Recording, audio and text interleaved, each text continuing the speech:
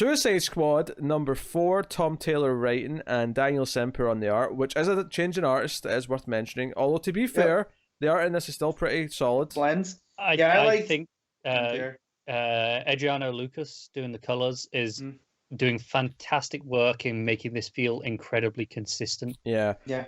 That's a very good point. This issue, they're going after Boomerang. Boomerang is in a bar. He's out free finally, but he's not allowed to talk about his time in Task Force X. But of course, he just opens his mouth and does it anyway. Classic Boomerang. So back in our thing, where we talked about if we were, given Didio's old job, what we could do, I'd make it that only Tom Taylor can write Boomerang. Because I don't know if it's just if it's the Australianness of him or what, but he writes a Boomerang unlike anyone else. Well, that's a good point. I never thought about that, but yeah, I mean, Tom Taylor is Australian.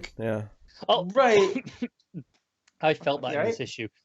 Yeah, I just choked on air for some reason. I felt he was doing the tourist guide to Australia, essentially. Yeah, because this year is set in Australia. That's where they go to find boomerangs. So, right. And so I do like too that he wants keys because he has to get out of there, and whatnot, because the SWAT team had come, the military, whoever it was, to before they sent the Suicide Squad in, and he takes them out, Boomerang style, and then the bartender, he's like, "Give me your keys." He's like, "No, man, you've been drinking," and then he reasons with him about, I only have this much and this, that, and the other, and it felt like a very Australian conversation. So.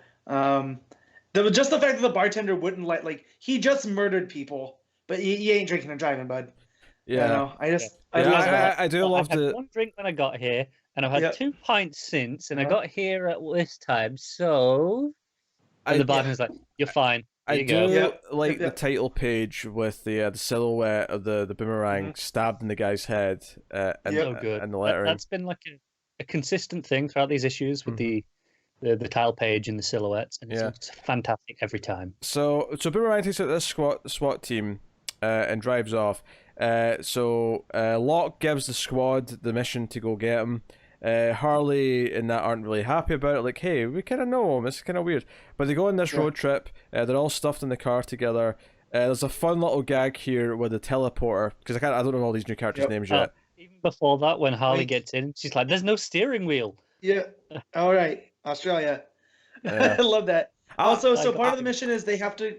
I'm going to be honest. Just before you move on, I'm going to be honest here. I actually had no idea which side of the road Australia drove on before that joke. Oh no! Anybody with that came, except for I think Canada. I think anybody that had ties to England drive on that side of the road. So most of the Commonwealth then. Yeah. So Australia, New Zealand. Again, except for Canada, because I think they just went along with what we did. What's Japan's excuse then? Why are they in the left?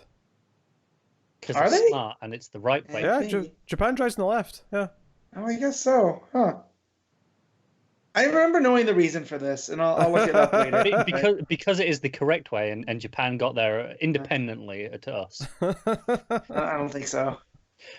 Yeah, but there's a joke here where Harley, basically she pisses them off because she keeps saying, "Are we there yet?" And the teleporter teleports her away, and then one of the others goes, "You have to go get her back," and she's like, "Oh, fine." Wink's her name for the record. Yeah, she goes, "Oh, she's fine. I left her surrounded by wildlife." Yeah. So and she teleports her back in, and she's sitting there shocked, saying so many emus. So now.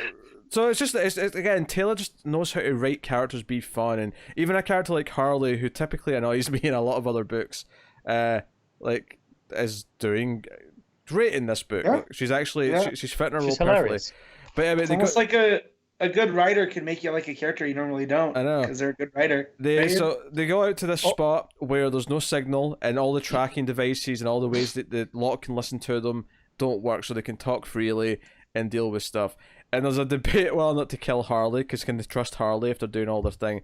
And the big one reveals kind of her plan and how she's the one behind all this because she got married to someone she was in the military with, and is actually Captain Boomerang, who severed her arm, and that's why she's got that metal prosthetic. So she's got the cyborg arm because of that, but she also kills her wife on this mission. Boomerang in the chest. Yeah, the boomerang. I said boomerang kills her. Yeah.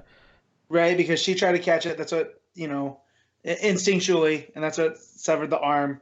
Yeah. So yeah.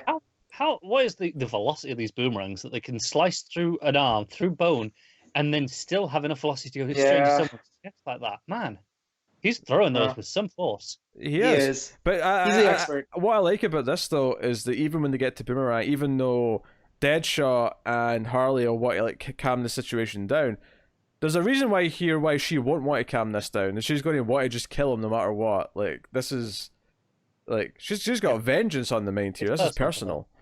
Yeah. Real quick sidebar: I found out why Japan drives on the left. Oh, go on. And it's because of a relationship with Britain in developing their train network. Okay. Britain suggested putting them on the left. Basically, we used to rule the world, and everyone just went along with what we said. And so so they said because of that, they just did it, and then because trains are so ubiquitous there, when they started having cars, it just made sense. Yeah. It just made sense. They also, I don't know how much of this I believe, but there's a whole section on this article about it also had to do with the samurai. So that's what side of the road they walked on because of samurai swords being on certain sides. The way that they carried. I get it. I assume if you're right-handed, you carry it on your left hip, and you want to be able to pull across. Right. The person. So yeah. Right. So I don't know how much of that's true, but according to this, but the train one definitely, and I think I remember reading that. So back to the book here. Suicide Squad. So the setup, we could take on Locke right now, and we didn't expect people to actually die. We kind of underestimated Locke and kind of that, and even Harley and Deadshot at one point say, like Waller was an evil scumbag, but she was our evil scumbag. So knew where she stood, and so also. Someone's pulling the strings on Locke, and they've put that together. Is that Locke's the stern, do what I say, but he's not the one that's pulling the strings. Actually, remember, see the mission that Boomerang killed her wife and severed her arm? Was that a Suicide Squad mission? So they were what they think it was. That's what they think it was. Yeah. They were there backing them up, and so and it was a friendly fire.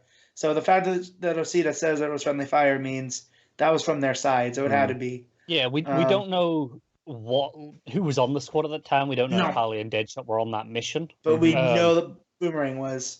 Yes. And that, but what I like here too is that the Osita's team, they've gone out of their way to draw Locke's attention to basically bring them down from the inside, and they're going to shut down Task Force. That's hard to say. Suicide Squad. I'm just going to call them that. They've all been put into place, and then they didn't realize that Locke was playing for business with the bombs when they blew up the first kid in that first issue. Mm-hmm. And so now they had to basically accelerate it, and they're going to have to get rid of Harley and Deadshot in order to have this happen.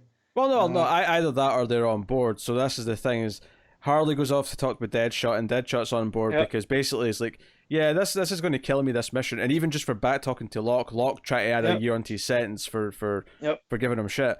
So he's like, no, we have to do this. So Harley basically kind of, agrees. Goes along for the ride. Yeah. Yep. So she's like, I'm on board. And I was like, yeah, we were kind of talking about killing you. And Harley's like, well, I won't take that personally because... Lots of people plan to kill me. I decided not to take it personally. Honestly, that was the line where I started reading this Harley in the Harley Quinn animated voice. Yeah. It fit in with that. And maybe it's just I've watched it recently, but I'd also watched Birds of Prey not that long ago, and it fits more with the animated Harley than it does with Margot Robbie's. So they find Boomerang in a junkyard, and the car graveyard. Yeah, Jog runs in because obviously, hey, he's dealt with speedsters before. And yes, he's dealt with speedsters before. Maybe don't send him the thing that he's used to fighting. Nope. And we end the issue with Jog on fire because Boomerang rigged some explosions next to him. So, here we are. So that final page is great, but it looks fantastic. So I will say this: I think this does a great job. Like you say, I've been really consistent with the art, and to the point where, if it wasn't for the fact that I checked the names, I wouldn't have known, I don't think, that it had switched without really getting the last issue out and scrutinizing it. I wonder if it's the same inker as well, because inkers usually do a really good job of keeping it consistent with, if someone pencils really thin, they'll go extra thick to make it feel the same. Yeah, so I wonder if it is. So I didn't even feel the change. So on that front, I can't really complain. So if Sampier ends up just being the one that sticks around and we don't go back, then I guess I'm okay with that. If we jump back and forth between the two of them, Yeah. I think we're on for a winning team here. Yeah. So no, surprise, Suicide Squad was great. I mean, was anyone expecting anything? I mean, less? I loved every panel of this book. Like, I was not expecting to laugh out loud as much as I did at this, even though I know it's a funny book.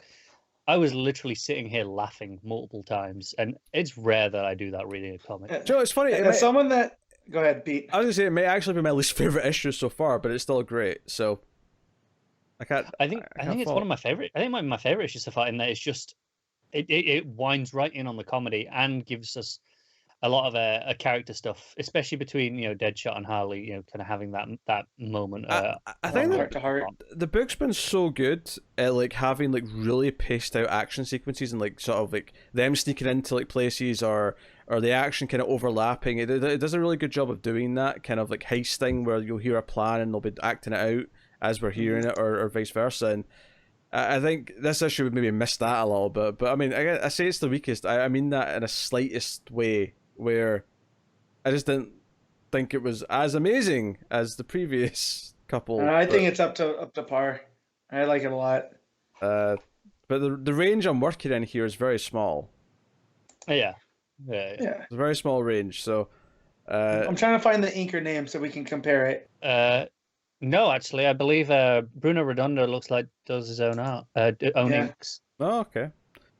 So they're just doing a great job of one. imitating the style, and then and then the colorist really pulling heavy duty on making that consistent. I think in terms of doing this show, it's one of the best transitions of barely being noticeable between artists that we've had. Yeah. So props where props. I mean, I literally just looked at like 2 pages back to back, and I can still barely tell the difference. When I'm looking for it, so I can see it, but it's so subtle in terms of just well, we're being on this style guide that it's great at it. All right, Matt, what are you giving it? I'm gonna give this an 8.5. Connor?